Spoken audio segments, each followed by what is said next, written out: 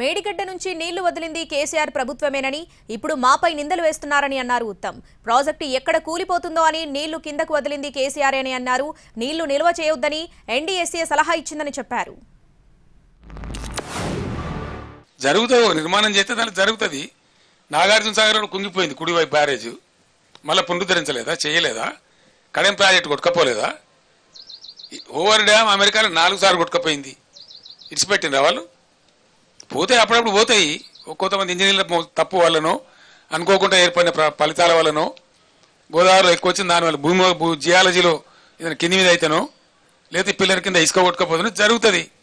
అదే ప్రళయం బద్దలైనట్టు దానికి పెద్ద గందరగోళం పెట్టి అదే ఇక ప్రపంచం అన్నట్టు ఒక చిల్లర రాజకీయ కథ చేసి నీళ్ళను వదిలిపెట్టండి. మీరు కాళేశ్వరం గురించి మాట్లాడతారా? మీరు మినిమం కామన్ సెన్స్ ఉండాలి, కొంత షేమ్ ఫీల్ కావాలి.